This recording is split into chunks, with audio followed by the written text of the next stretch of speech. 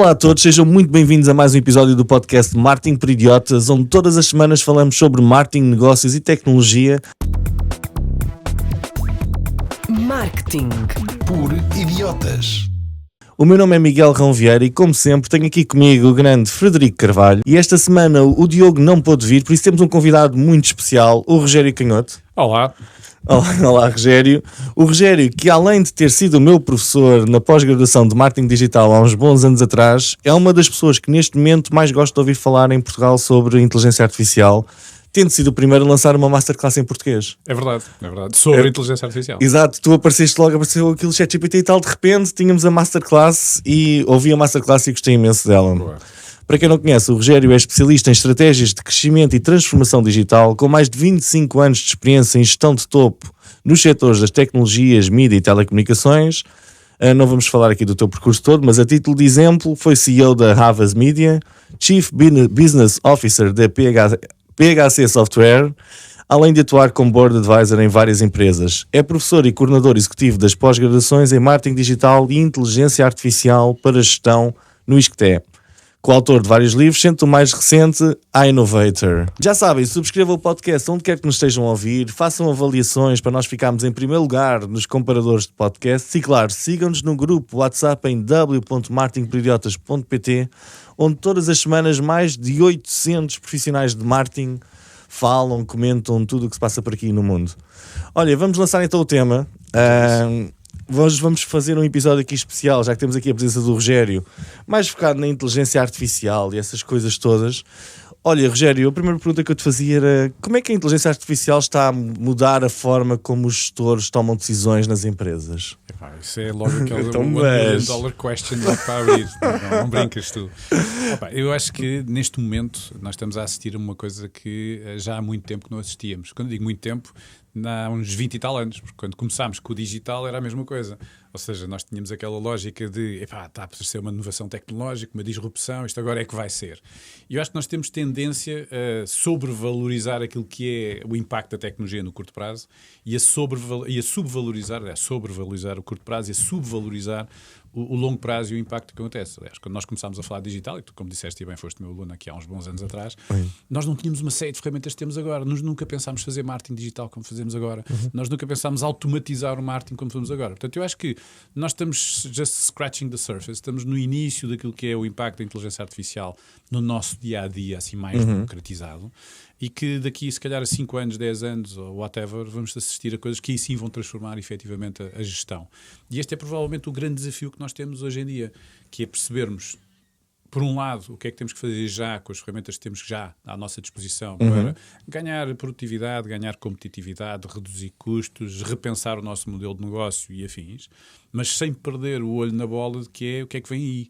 Porque como nós estamos só no início, então o que é que vem aí? Imagina quando surgiu o digital. Vocês lembram-se dos primeiros motores de busca? Foi espetacular, foi incrível. Olhamos para aquilo agora, aquilo era o tempo da pedra. Tu olhas para a primeira página do Google, como era na altura. Yahoo, que era só banners e coisas a pescar e vários sons. Era brutal. E então o que é que nós temos? Ao fim de 15 anos temos coisas completamente diferentes. Surgiram, entretanto, imagina quando nós arrancámos com o digital há 20 e tal anos atrás, ninguém imaginou nos Facebooks da vida, nos LinkedIns da vida, no Wikipedia da vida. E de repente em 10, 15 anos apareceram. Eu acho que o que vai acontecer é que não vão ser 10, 15 anos, vai ser mais rápido e aí sim vamos assistir. As coisas aceleraram. Aceleraram bastante. Sério. E tu achas que vamos assistir então agora a grandes revoluções? Mas eu lembro no princípio da internet, passámos também todos uma fase muito esquizofrénica, em que parece que existe fumo no ar e ninguém sabe o que é que está a acontecer e anda toda a gente a fazer alguma coisa, não é? É verdade. Eu ainda me lembro de um projeto, já não lembro quem é que era o grande promotor naquilo, mas o projeto chamava-se www.portal.pt. Não me lembro. Marketing à séria sobre aquilo. Foi primórdios imagina, é a referência do mesmo tempo que estamos agora a fazer com o IA. Mas os primórdios de digital, e viu o portal.pt. Veio para o por todo lado, uma grandíssima campanha de marketing. Vai ser o maior portal o endereço foi vendido, o projeto foi vendido, alguém ganhou muito dinheiro com aquilo. E nunca chegou a ver a luz do dia. E portanto eu acho que nós hoje em dia estamos a assistir também um hype de é o mundo, é a loucura, é fantástico, vai acontecer muita coisa, mas vamos lá mostrar onde é que isto está efetivamente a ter ganhos efetivos para as empresas. Será que isto é um hype? Desculpa, Fred, tipo, lembras-te quando apareceram as apps? Todas as empresas tinham de ter uma app, não era? Claro.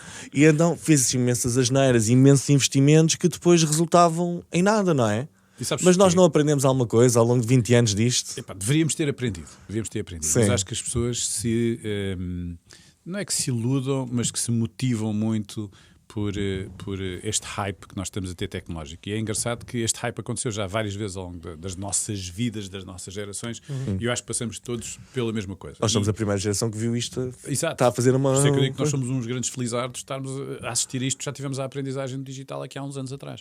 Mas eu acho que o grande erro de quem fica muito enamorado deste hype é esquecer-se da coisa mais fundamental que nos traz aqui dentro do marketing, não é? Que é onde é que está o consumidor, onde é que está o cliente, onde é que está o utilizador. E esquecemos muitas vezes que isto tem que servir um propósito, tem que resolver um problema, ainda há bocado falávamos sobre isso, tem que resolver um problema para o lado do utilizador, para o lado do cliente, para o lado do consumidor. Claro. Nos esquecemos, então tentamos entupir tecnologia pela boca do consumidor quando ele diz, pá, mas eu não preciso. E as apps foi isso, não é? Mas e ainda é possível fazermos isto ao fim de tantos slides que nós já vimos a dizer o cliente está no centro da estratégia. Pá, nós todos apanhámos com isto durante anos, não é? Deixa-me perguntar-te, pensando como um arquiteto que faz recomendações aos gestores e que apanha também profissionais de marketing, pegando aqui em dois momentos em que o Miguel falou sobre, ok, target gestores, segundo, ativos. Eu vou colocar as apps como um ativo.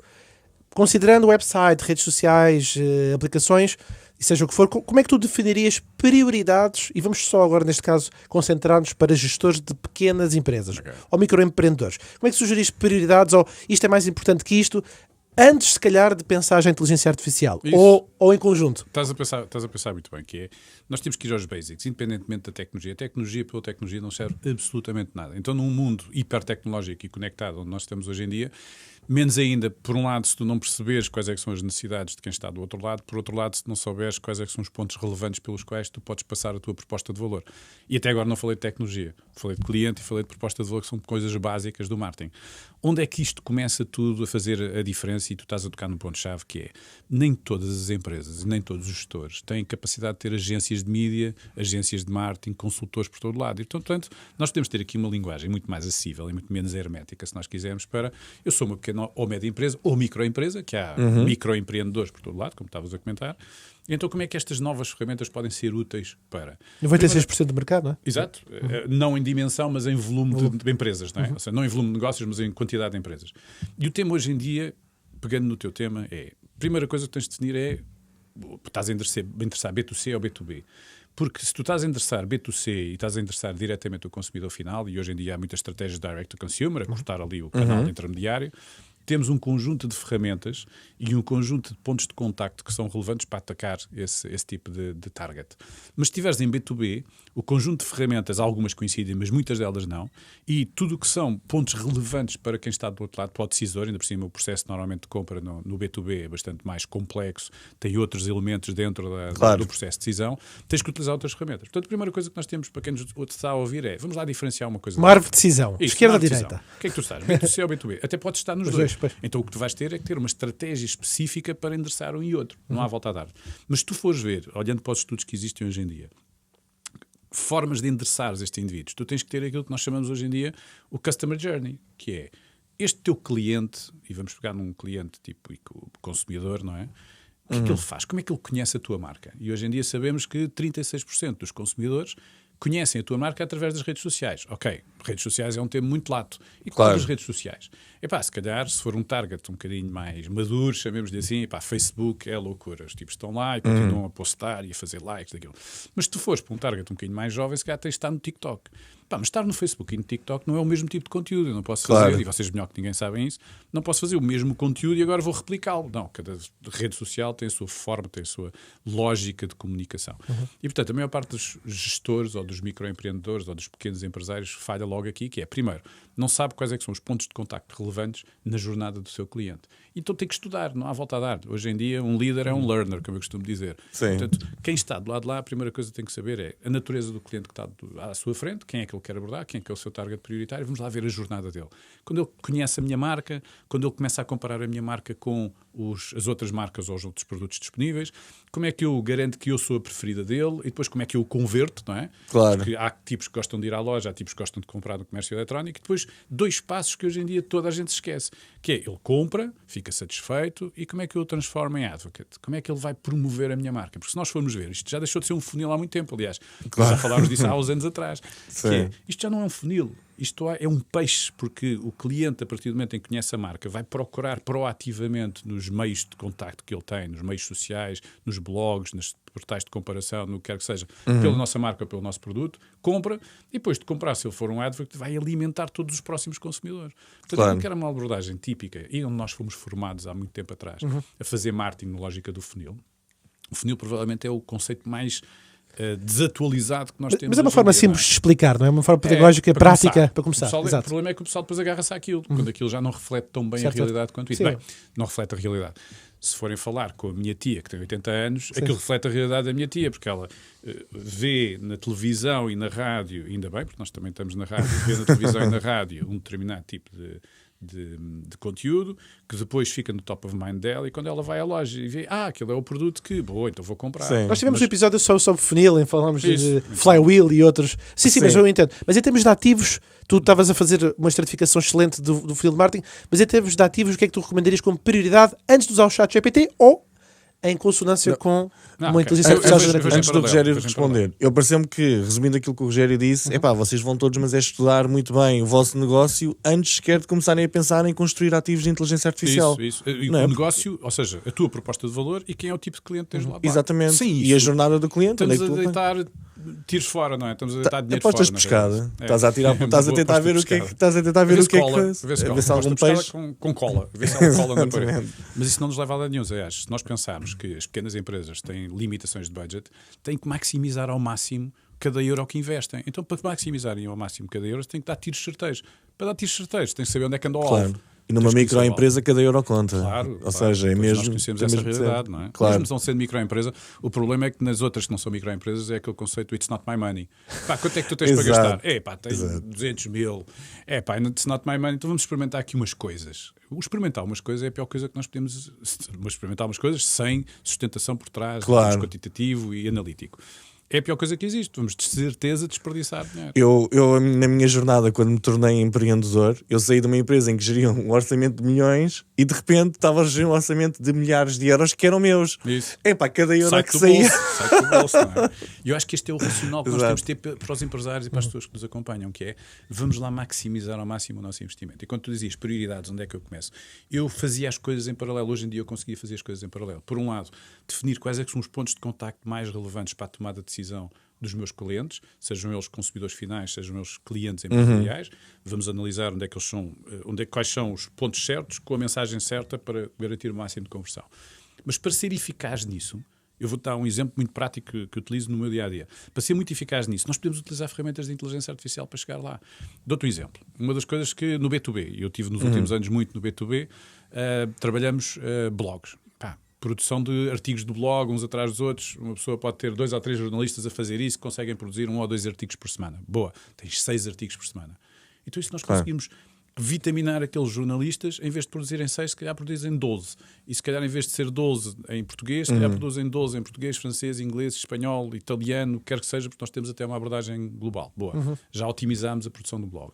A seguir fiz um webinar, fiquei com uma base de dados de clientes e agora quero fazer uma email marketing campaign. Se calhar não, era assim.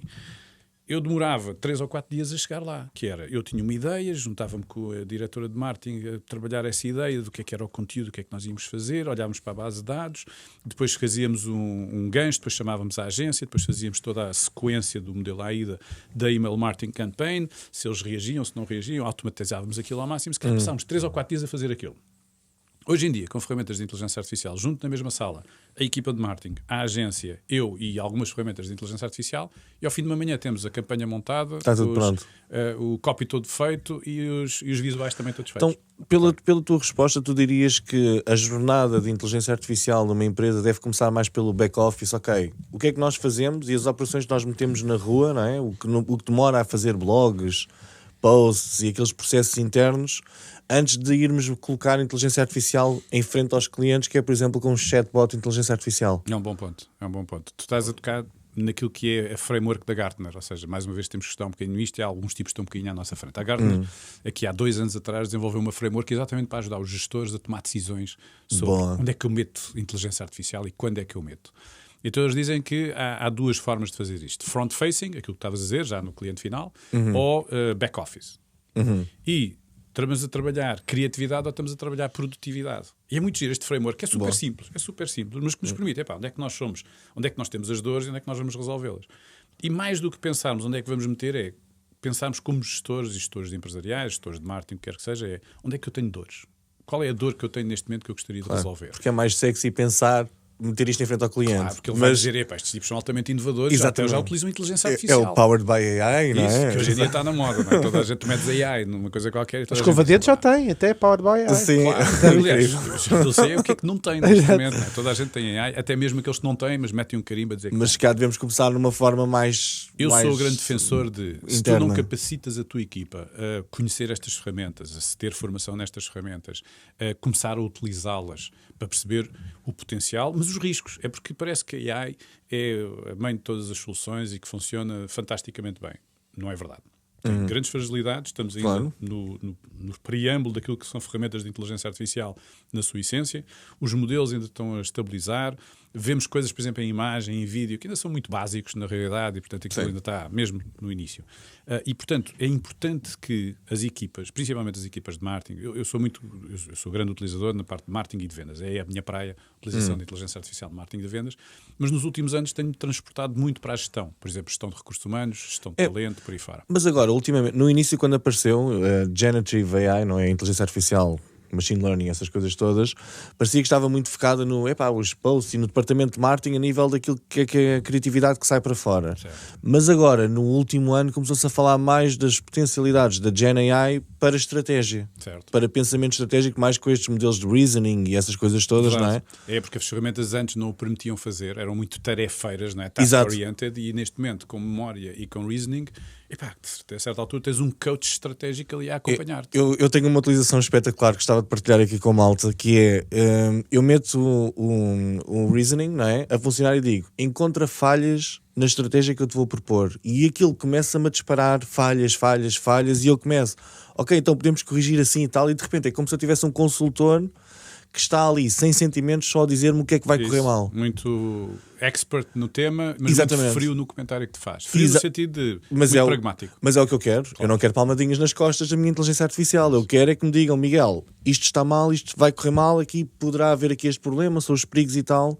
E eu acho que o reasoning trouxe neste momento um papel completamente diferente à estratégia e à tomada de decisão. Tu estás a tocar num ponto-chave que é, com estas novas capacidades que estas ferramentas têm à nossa disposição, nós temos o dever, para não dizer a obrigação, enquanto gestores, e neste caso em gestores de marketing, a elevar a nossa proficiência para outro nível. O que é que eu quero dizer com isto? Pensemos, nós estávamos ainda há bocado a falar na jornada do cliente, vamos falar na jornada do marketeer. Bom, temos que começar a pensar, olha, eu tenho um problema empresarial para resolver e eu, como marketing, tenho que endereçá-lo naquilo que são as minhas capacidades. As vendas fazem o seu papel, eu tenho que fazer o meu papel na área do marketing, temos que nos sintonizar, por aí fora.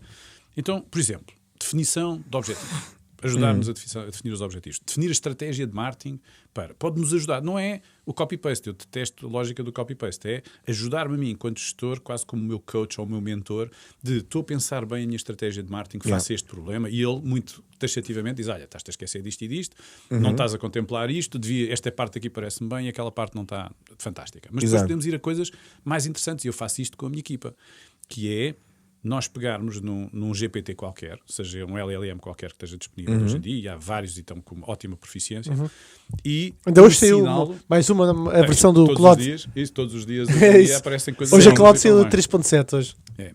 E uma das coisas que eu faço regularmente é criar a persona do meu cliente. Sim. É a coisa fantástica. O que é que eu faço? Alimento o GPT com os estudos de mercado que eu tenho, com os reportes que existem sobre o comportamento daquele target em determinado tipo de situações. Olha a dica, esta dica é ótima. Não é? Depois, alimento aquilo com os resultados que eu tenho naquele target do meu relacionamento comercial com eles. Alimento com toda a informação relevante que eu tenho. E digo, olha, está aqui o perfil do meu cliente principal, o meu principal target que eu quero abordar, vamos-lhe chamar target XPTO, relevante para o meu negócio, e agora tu vais ser o meu consultor para as minhas propostas de valor. Logo, estamos a falar da jornada. Qual é a proposta de valor para este target? E eu digo, olha, eu tenho pensado para o meu produto, para o meu serviço, vou lançar agora um produto novo, estou a pensar nesta proposta de valor. O que é que tu achas sobre isto? É uma pergunta muito aberta, é uma má prompt, não é? Não é assim que as coisas se fazem, já falámos de certeza sobre isso. Mas se eu fizer uma prompt bem elaborada, a pedir a este GPT com o qual treinei como persona do meu target principal. E agora diz-me, ajuda-me a definir qual é a melhor proposta de valor. Ajuda-me a definir quais é que são os argumentos-chave que eu devia utilizar contra este indivíduo. Contra este, ou seja, para apanhar este indivíduo. Depois posso dizer, olha, diz-me quais são os argumentos que ele vai utilizar contra a minha proposta de valor. Que é para eu, com a equipa de marketing, pensar todo o copy, o que é que eu devia fazer. Posso começar a trabalhar toda a minha jornada de marketing, começando por aqui, pela persona. Okay? E isto é um mero exemplo de como é que estas ferramentas hoje em dia nos podem ajudar. Mas eu posso utilizar esta persona, chamemos-lhe assim, para servir de consciência à medida que eu vou fazendo as outras iniciativas de marketing. E este é um ponto-chave que a maior parte do pessoal hoje em dia tem à sua disposição, poderia utilizar de uma forma totalmente incutida no seu dia-a-dia de marketing com a sua equipa, porque depois quando eu fizer, e na bocado estávamos a falar da minha campanha de email marketing, eu vou buscar a persona e digo, olha, eu tenho que fazer esta proposta de valor que eu já utilizei robustecida através dele, do GPT, para uma campanha de email marketing. O meu objetivo é atingir este determinado tipo de objetivos com este target, com este objetivo de venda, e já agora quero que me ajudes a montar todo o headline para o meu email marketing campaign, quero que cries o gancho que lá está por dentro, quero que faças um copy relativamente simples no modelo AIDA, e portanto ele de repente monta-me uma campanha de email marketing campaign para aquela persona que eu defini. Já faz o formato. Mas olha, eu já agora, isto é o target principal, porreiro, agora vou fazer um target secundário e faço a mesma coisa com uma persona que alimento no GPT. Super. Quando eu faço isto, de repente, uma coisa que me demorava, se calhar, uma semana a fazer, 2 semanas a fazer, ou 3 semanas a fazer, eu consigo fazer em 2 ou 3 dias, que é ótimo. A segunda coisa é isto que o Miguel estava a dizer, que é, eu tenho uma consciência a falar comigo, a dizer, olha, atenção, pá, este target valida isto, mas não valida aquilo, e tu estás a seguir este caminho que é frágil, devias robustecer o teu caminho. E numa fase inicial da minha jornada de marketeer, ajuda-me, mas ajuda-me em todos os pontos. Não é? Eu tenho que te fazer uma pergunta. Queres ir? Não, podes fazer faz a tua pergunta. Ok, deixa-me só fazer aqui o corte. Que eu vi-te aí a gesticular. Porque a Elizabeth esqueceu-se de avisá-los que ao meio-dia eles querem entrar cá para dentro para gravar um podcast qualquer e eu estou a negociar com eles 30 minutos. Fala aqui, fizemos agora a pausa, vai lá, aproveita. Estás a fazer pausa porquê? Que é para tu poderes esclarecê-los. Não, mas eu estou a falar com ela por WhatsApp. Eles não estarem a fazer aqui gestinhos. Os convidados só podem esperar 15 minutos. Vais ter de resumir isto. Isto é muito mal, pá. Fogo. Agora vamos... Sim. Vou para a parte da pergunta. Ontem tivemos num evento do Neil Lawrence, ex-diretor de Machine Learning da Amazon, e eu fiquei admirado com 2 temas. Aliás, admirado, nunca tinha pensado no tema. O Neil Lawrence disse, atenção, o RGPD, mais do que ser algo que vai impor regras financeiras, é um bom guia de como usar dados. Ok, eu segurei isso. Deveria ser. E eu pensei, ok, não tinha pensado nisso realmente, como um bom guia de utilização de dados. E depois, na conversa com um português que eu não conhecia, o Bernardo Caldas, fiquei muito admirado pela velocidade de raciocínio dele. Ele comentava, mas será que é legítimo? E agora pergunto isso porque, como falaste do tema de recursos humanos e da interação de dados dos clientes com informação exterior, e esse cruzamento que nós vamos fazer, e sinceramente hoje não há legislação nem regra nenhuma que impeça de fazer isso, mas a questão que ele colocou em cima da mesa foi, mas será que é legítimo fazermos lead scoring? Mas será que é legítimo pedirmos à inteligência artificial para rastrear e mapear e conseguir resumir os currículos de uma candidatura ou a um emprego? Eu fiquei pensando, realmente nunca tinha pensado nisso. Ou seja, e peguei neste dado do Lawrence a propósito do RGPD, que realmente tem a ver com dados, e nestas perguntas que o Bernardo fez, e que devolvo a pergunta para ti, deste raciocínio de eu próprio não consegui chegar a uma conclusão, se é legítimo, se não é, o que é que vamos fazer ou não, porque hoje as pessoas utilizam a inteligência artificial para precisamente otimizar tempo neste tipo de tarefas, seja recursos humanos, marketing, vendas, etc. Qual é que achas que é o caminho que isto vai seguir? Será que vai haver algum enforcement? Será que vai haver algumas boas práticas, guias? Ou não? Porque isto, na maioria dos casos, sem ser a Mistral, que é a europeia, todas as outras são americanas. Ou chinesas. Ou chineses, no caso de DeepSeek, exato. Não sei se alguma vez vão fazer algum reajustamento.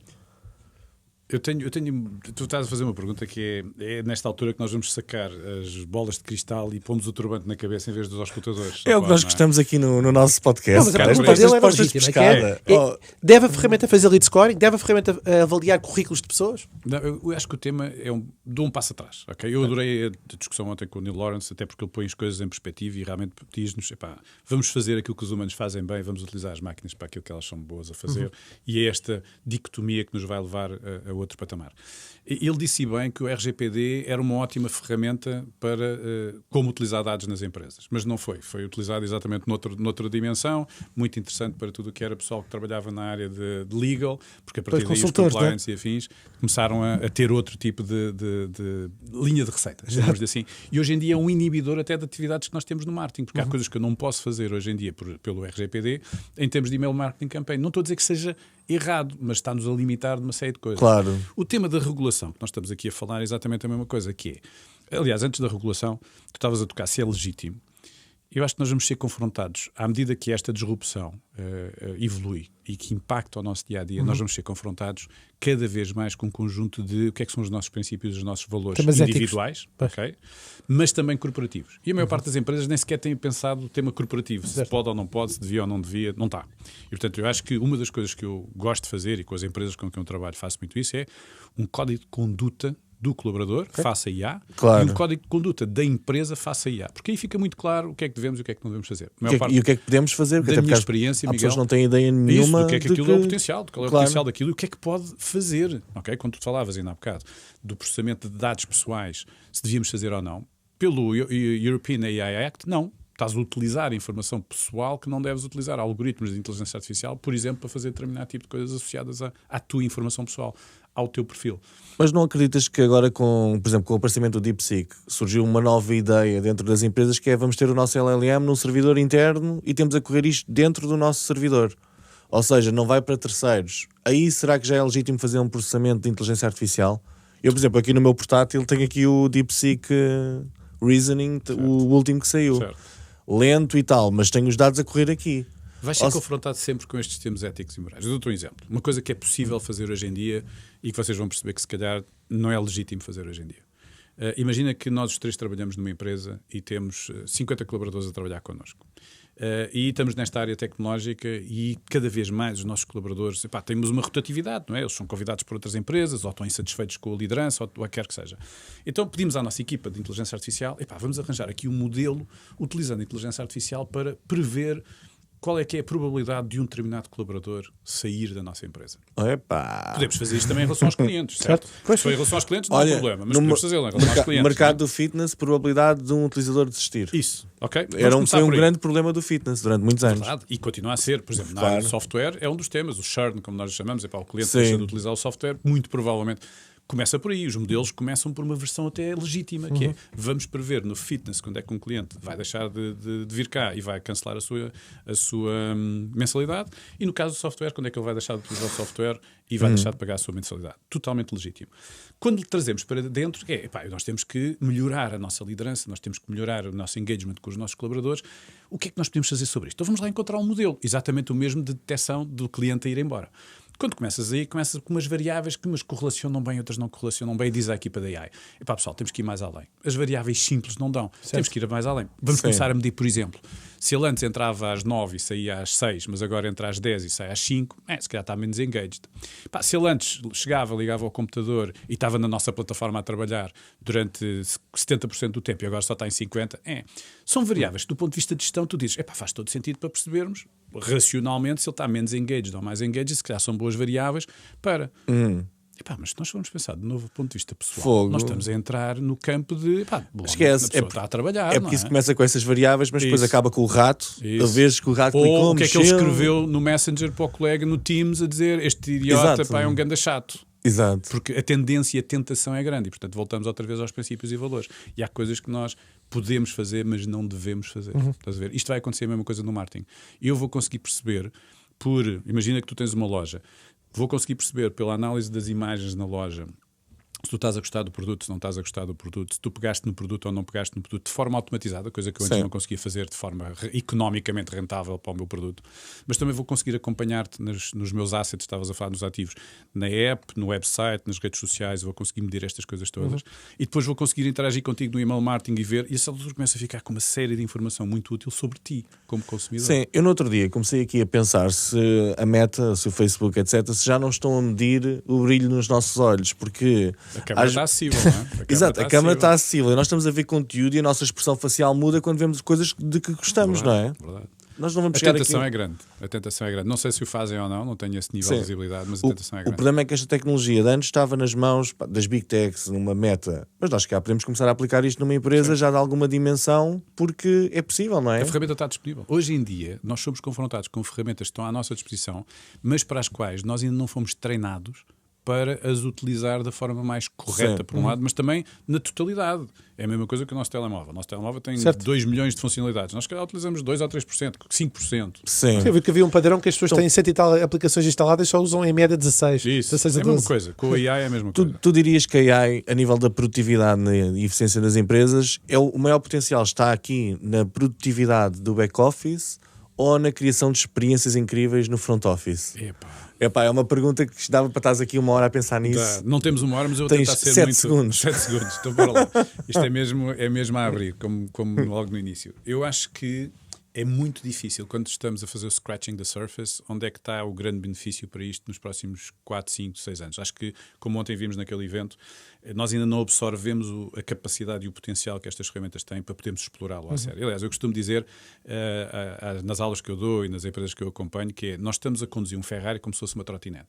E é isso que eu estou a sentir neste momento. Portanto, eu diria que existe um ganho muito rápido e imediato na produtividade das equipas, seja equipa de marketing, equipa de vendas, equipa de recursos humanos, equipa de financeira, todas as equipas, operações, em que nós utilizamos estas ferramentas em vez de fazermos as coisas num determinado momento, com um determinado tempo, fazemos muito mais. Aliás, há estudos que demonstram isto. Há estudos que demonstram que, utilizando Gen AI, não estou a falar de Machine Learning, estou a falar só de Gen AI, conseguimos reduzir, temos um aumento de produtividade em 40% e, curiosamente, temos um aumento de qualidade em 20%. Isto quer dizer que nós chegamos a quarta-feira à noite com tudo feito do que era suposto fazermos até sexta-feira. Eu sinto-me bastante mais produtivo e Mas- com mais qualidade no Mas meu num dos trabalho, episódios sim. também falámos, e também já saíram estudos sobre isto, sobre a preguiça do serviço ao cliente que o ser humano acaba por aplicar. Era uma pergunta que eu ia fazer a seguir. Preguiça Quais é mental. que achas que são os riscos? Ou acham? Também quero meter-te na conversa, Mas Fred. convidado a aproveitar aqui o subinho do Rogério. Exato. É para a masterclass grátis. Bora lá. Os riscos de depender demasiado na AI na tomada de decisões estratégicas. Ou seja, já percebemos que a AI tem um papel incrível na estratégia, que está a começar agora a ser desvendado. Mas nós ficamos dependentes da AI para decisões estratégicas, não é perigoso? Mas também é uma porcentagem muito mínima, não é? Porque Neste momento ainda é muito pequena, Sim. mas a tentação é grande. Atenção. A preguiça provocada pelo AI é algo que já está a ser estudado. Okay? O pessoal que se agarra ao AI e, em vez de ser, como tu estavas a dizer, Miguel, e bem, o nosso tutor para discutir algumas coisas e ajudar-me a ser mais produtivo, mais proficiente, mais eficaz, passa quase a ser o tipo que me substitui. E, portanto, eu faço uma pergunta ao AI, faço uma prompt, aquilo acaba fora um resultado e eu, em vez de olhar para aquilo e dizer, pá, isto não faz sentido, isto não é o meu estilo, não é bem isto que eu quero, não sei o quê, e adapto, e tive ali um momento de inspiração ou de coach, não, é aquilo que vai seguir. E faço Mas copy-paste. isso aí fracassaste enquanto profissional. Exato. Tu Porque não estás a tiveste... perceber onde Sim. é que tu acrescentas. Aliás, tu estás a aniquilar-te a ti próprio a prazo. Sim, nós Deixas aqui de ser debatemos relevante, não é? debatemos muito a ideia de que nós continuamos a ser profissionais relevantes e continuamos a ser os melhores se acrescentarmos valor por Isso, cima daquilo que isso recebemos. Não é? Isso, mas agora, voltando à tua pergunta, que é, então, do ponto de vista de decisões estratégicas, eu costumo fazer esta analogia. Estás a ver aqueles dados que existiam, ou ainda existem, que é com decisões, tipo, para o desporto, não é? Tu estiveste no fitness, agora faz 10 vezes o quê? Lanças o outro dado, blurps, ok, bora lá fazer. Agora fazes 15 vezes o quê? Sim. Polichinelo, boa. É a mesma coisa. Utilizares inteligência artificial, no matter what, para decisões estratégicas é a lógica dos dados. É como se estivesse a gerir a tua empresa com os dados. O que é que eu vou fazer? Vou fazer em Portugal. O quê? Vou fazer uma campanha de email marketing. Boa, porreiro. Ou vou fazer um blog, porque os outros também fazem. É a mesma coisa. Não faz sentido. Okay? A mensagem é, não faz sentido. Agora, nós utilizamos as ferramentas que temos à nossa disposição. Por um lado, para sermos mais produtivos. E estamos a falar de GPTs, mas existem uma série delas para produzir vídeo, para produzir Existem imagens, agora para produzir espetaculares, já coisas para tudo, não é? fantásticas. Nós hoje em Sim. dia é difícil perceber para que é que não dá, não é? Mas há ferramentas que nos aumentam a produtividade à séria. E utilizarmos as outras, que também estão disponíveis, para serem o nosso tutor ou o nosso consultor. Eu dou o exemplo, por exemplo, o processo de aprendizagem dos miúdos que hoje em dia têm 5 anos, 6 anos, 7 anos, 10 anos. Ter um tutor destes, bem preparado, para os acompanhar e eles entenderem temas que têm dificuldade de compreensão, seja matemática, história, física ou whatever, é brutal. E, portanto, se nós fizermos isto na gestão, temos alguém que temos que treinar, obviamente, aquilo que nós estamos a fazer, treinar um GPTzinho, para me ajudar naquilo que é. Se eu for médico, dermatologista, ensino com tudo aquilo que é. Se eu for advogado, imagina que eu sou advogado especializado em Direito do Trabalho. Vou espetar lá para dentro tudo o que são o Direito do Trabalho, os 483 artigos do Direito do Trabalho. É algo que se calhar as pessoas ainda estão a precisar um bocadinho de formação, não é? Não é aceitar o conhecimento do GPT geral, mas treinar o GPT para aquilo que nós consideramos bom, não é? Porque também há muita porcaria lá para dentro. Esse é um dos pontos que hoje em dia, e porque também sou professor nesta área e coordeno uma pós-graduação, como tu dizias logo no início, na inteligência artificial aplicada à gestão, no ISCTE, este é um ponto-chave, que é a maior parte das pessoas tem acesso às ferramentas, mas não faz a mínima ideia como as utilizar. Dou um exemplo. Mas sempre foi. O GPT também é verdade. O Excel, o pessoal lá, mas depois não sabem explorar aquilo à sério. É a história do Ferrari ser conduzido como uma trotinete. Há sempre um maluquinho do Excel na empresa, para que aquilo tem as sheets tipo, cheios de fórmulas e coisas, ninguém toca. Domina aquilo. Mas em inteligência artificial vai começar, ou está a começar já a acontecer isso. E a maior parte do pessoal utiliza inteligência artificial sem perceber o seu potencial. Portanto, tu dizias um bocadinho, eu acho que é um bocadão. As pessoas estão a utilizar uma ferramenta extremamente potente sem saber como é que podem extrair o maior potencial dela, mas acima de tudo com os perigos inerentes. Portanto, deviam estar a aprender a saber utilizá-las. Dou o exemplo do ChatGPT, que identificou 22 regras para ser bem utilizado. As pessoas, na maior parte das empresas, das situações, utilizam 4 ou 5. E depois dizem, eu já experimentei aquilo, mas aquilo não dá nada de jeito. Claro. O problema não está na ferramenta, o problema está na forma que somos a utilizar a ferramenta, como eu costumo dizer, entre a cadeira e o teclado. Não é? É aí que está o problema. Introduzido aqui o tema mercado, carreiras, etc. Eu vi no outro dia um slide que achei espetacular, que estava no grupo WhatsApp, que dizia: a AI não vai roubar o emprego a ninguém, promoveu-nos foi a todos. Fomos promovidos, passámos a ter um assistente, não é? Certo, este tutor que nos acompanha. Exatamente, e que vai ali melhorar a qualidade. Como é que tu achas que está a ser encarado nas empresas esta ideia dos trabalhadores? Epá, isto pode roubar-nos o emprego? Será que podemos usar isto? Não? Eu acho que a inteligência artificial tem a pior campanha de marketing que já alguma vez vimos à face da terra, que é exatamente essa, que é, falas de inteligência artificial e o pessoal menos informado diz, pronto, vou perder o emprego, vamos ser dominados pelos robôs e este é o fim do mundo a aproximar-se rapidamente. E, portanto, há hoje em dia uma má informação, uma desinformação em relação a tudo aquilo que é inteligência artificial. E temos que ser muito práticos e muito claros em relação a tudo isto, e há vários estudos que já o demonstram. Primeira coisa que está a acontecer é, sempre que há uma disrupção tecnológica, há empregos que se perdem, desaparecem, porque deixam de ter valor no novo modelo económico que existe, e há outros que vão ser criados. E a história demonstra isto, que para cada emprego perdido, há 8 que se criam nas próximas décadas. Evolui para outra coisa qualquer. Evolui outra coisa qualquer. E há 2 estudos muito interessantes que saíram, um em outubro e outro em novembro do ano passado, um da McKinsey e outro da Adecco, sobre Portugal. E um diz que nos próximos 2 anos, é o da McKinsey, 1,3 milhões de profissionais em Portugal vão ter a sua sua função impactada por inteligência artificial. Não está a dizer que é bom, nem que é mau, certo, mas 1,3. Se nós considerarmos que existem hoje em dia 4,5 profissionais ativos em Portugal, portanto é 1/3. 1/3 nos próximos 2 anos vão ter a sua atividade impactada por inteligência artificial. O problema não é aí, porque, como tu dizes, mais à esquerda, mais à direita, toda a gente vai utilizar umas ferramentazinhas de inteligência artificial. Se calhar conduzir o Ferrari como uma trotinete, mas ainda se vão safando, não está nada. O problema está no estudo que veio a seguir, que é o da Adecco, sobre Portugal. Nós estamos a falar os 2 estudos sobre Portugal que dizem que apenas 3% dos profissionais portugueses estão preparados para esta nova vaga que aí vem. E é aí que toca no ponto que tu estavas a falar da formação. Há uma urgência enorme, por um lado, para requalificar pessoas. Okay? Porquê? Porque aquilo que elas fazem hoje em dia muito facilmente vai desaparecer nos próximos 2 anos, porque há uma ferramenta de inteligência artificial que faz aquilo muito melhor do que eles. Os que estão na parte automatizada de processos, for que é muito sem valor. Dou-te o exemplo. E onde as ferramentas de inteligência artificial aplicam-se muito, tudo que tiver a ver com números e com words, não é? Portanto, estamos a falar de tradutores. A profissão de tradutores é daquelas em que a tradução... Aliás, vocês veem que hoje em dia... Eu conheci a inteligência artificial utilizando... não digas mais profissões que é para nós não perdermos ouvidos. É importante é que eles se requalifiquem. Ou ganharmos, têm que de aumentar o target. Outra que está aí pelo meio é analistas de dados. Alguém que hoje em dia esteja à frente de X6, como tu dizias ainda há bocado, ou olhar para dados, a tirar conclusões daquilo, a inteligência artificial vai resolver muito disso. Exato, mas contabilistas, tudo o que tiver a ver com regras. Agora isto é para ali. Catalogar informação consoante regras. Portanto, tudo o que for facilmente impactado em termos de palavras e números, rapidamente vão ser impactadas e o valor económico vai diminuir. Agora, há uma série de outras que não. Okay? Que ainda estamos longe de que isso aconteça. E as pessoas o que têm que perceber é isto, quando dizemos há profissões que... Não é para todos. Isto está demonstrado. Há 8% das profissões... Está demonstrado? Não, está estudado. 8% das profissões que corre sério risco de desaparecer. 8%. Não sei quantas é que existem no total, não fui ver o número no estudo. Mas... 8%. E há 13% de novas profissões que vão aparecer nos próximos 2 anos. Uma delas é treinador de robôs. Que é algo que no nosso léxico ainda não aparecia. Só que robô não é aquele boneco humanoide que anda para aí. Estes GPTs que nós estamos a falar podem ser entendidos como robôs. Temos que os treinar para fazer determinado tipo de profissões. Portanto, eu acho que quem nos ouve, 2 coisas tem que ter atenção. A minha profissão é facilmente automatizada ou não? Se é, requalifique-se rápido. Rápido mesmo, porque isto está a andar uma velocidade enorme. Eu ouvi no outro dia uma questão numa palestra que achei interessante, que é o profissional do futuro, muitos deles poderão ser escolhidos com base nas ferramentas da AI que têm e nos robôs que têm treinados na sua equipa pessoal. É verdade. É verdade. É algo que pode vir a acontecer, mais uma vez, turbante, bola de cristal, vamos lá ver o que é que aí vem. Porque tu, por exemplo, tu tens os teus robôs treinados com imensa informação sobre estratégia, personas e tal, e coisas que foste ao longo de 20 anos que acumulaste, não é? Isso. E isso tem valor e isso é só teu. E fui eu que o treinei, fui eu que o desenvolvi com base na minha experiência, nas coisas que eu fiz, nas coisas que eu escrevi. Eu, por exemplo, tenho um dos meus robôs, está treinado com os últimos 30 anos de artigos para a imprensa que eu escrevi. Eu escrevo regularmente para...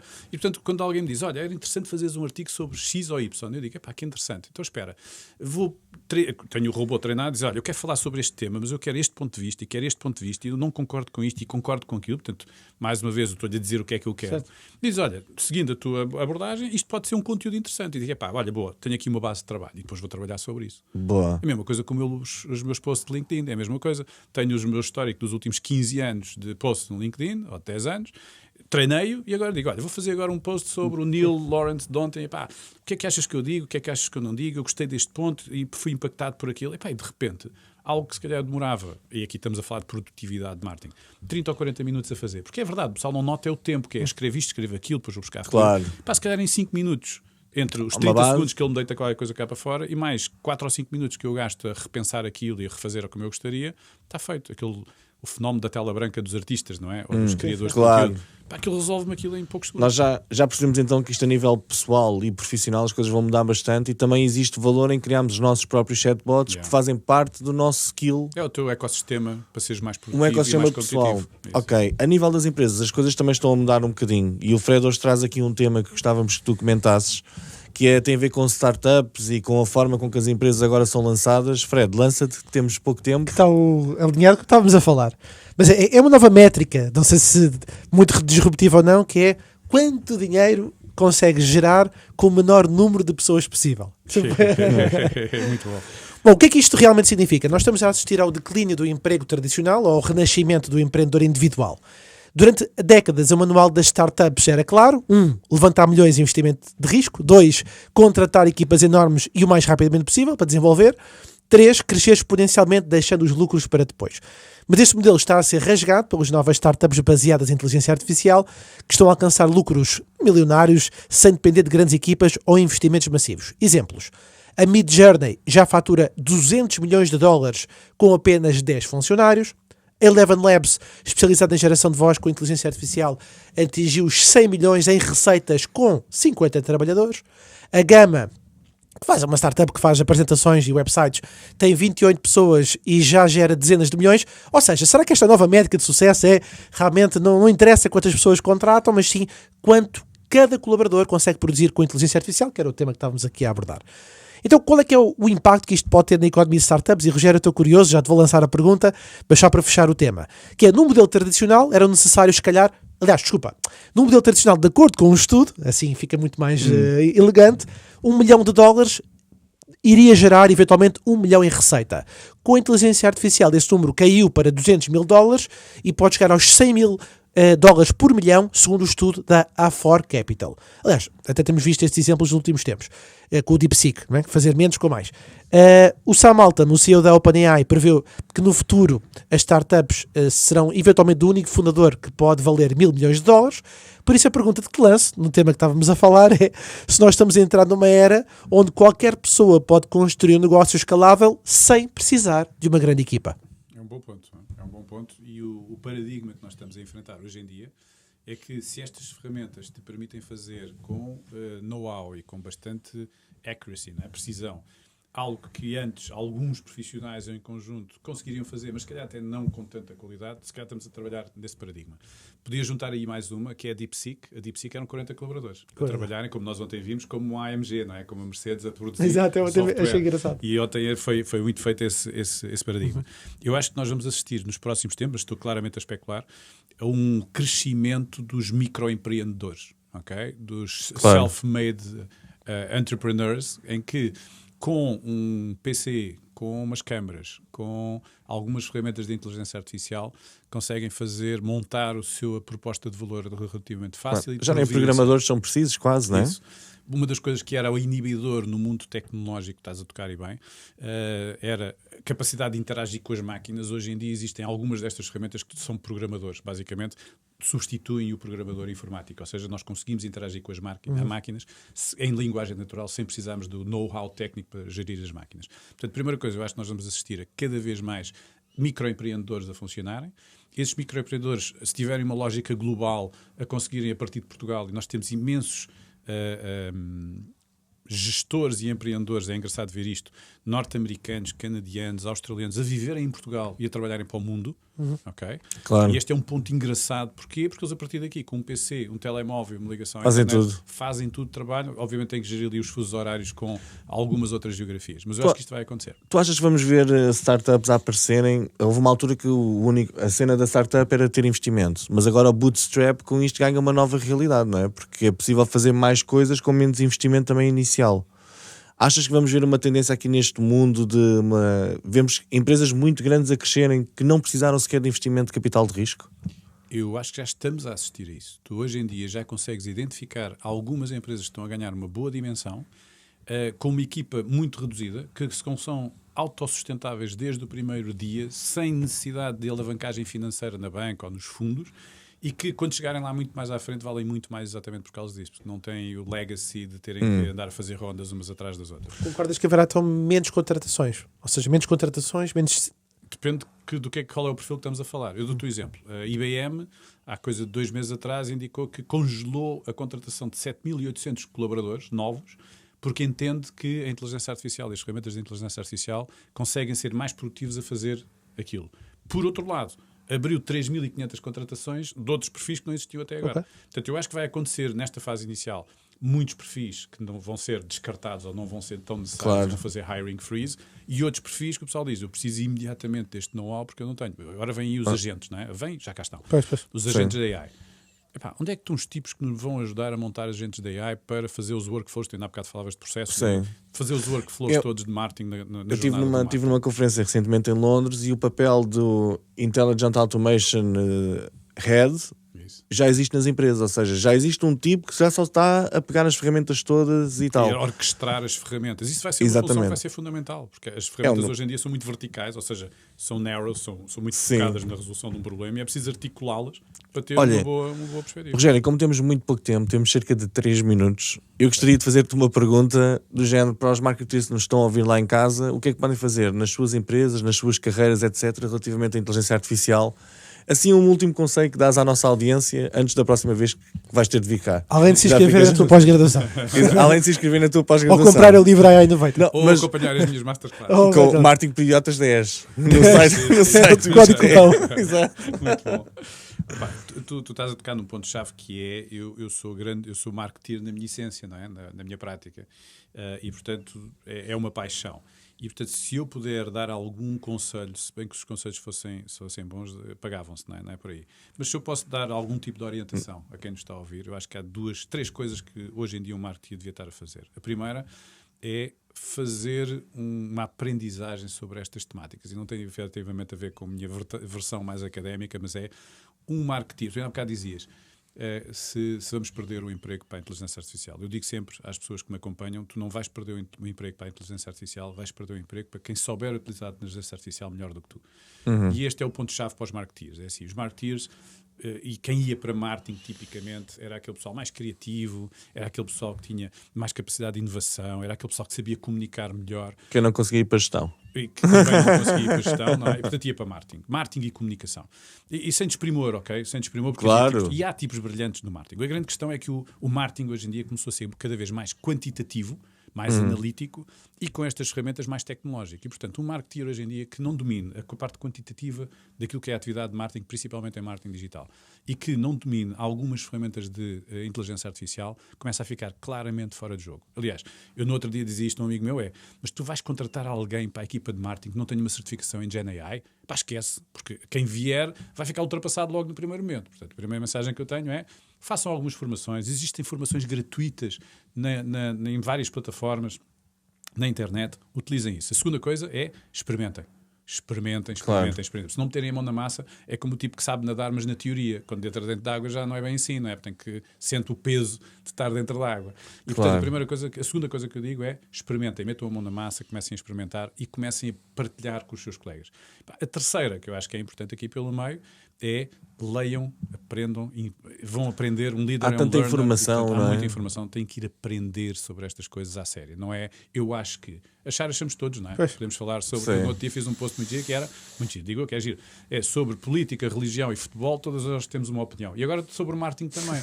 Pá, pessoal, mas no dia que corre, hoje em dia, não vale a pena ter uma opinião. Temos que saber o que é que andamos a fazer. Claro. Temos números, na época estavas a falar. Temos de números, investir. e bem, Temos de que investir investir em nós próprios, temos que investir na nossa aprendizagem e temos que pôr a nossa empresa também a fazer o mesmo. E que, mais uma vez, é uma regra desde sempre no marketing, está em todos os PowerPoints. Epá, continue a investir em informação, não é? Olha, Rogério, foi um prazer ter-te cá. Igual. Quero deixar-te o convite Obrigado. para uma próxima vez com um bocadinho mais de tempo para falarmos mais sobre estes temas. Vamos a isso. Aos que estão a ouvir-nos lá em casa, subscrevam o podcast nas plataformas habituais, partilhem as vossas opiniões sobre este episódio do podcast na nossa comunidade WhatsApp gratuitamente em www.marketingporidiotas.pt e nós regressamos na próxima semana com mais conteúdos sobre marketing, negócios e tecnologia. Visitem marketingporidiotas.pt para assistirem a este ou mais episódios passados. Tchau. Fantástico. Adeus, até à próxima. Obrigado, Rogério. Tchau. Obrigado.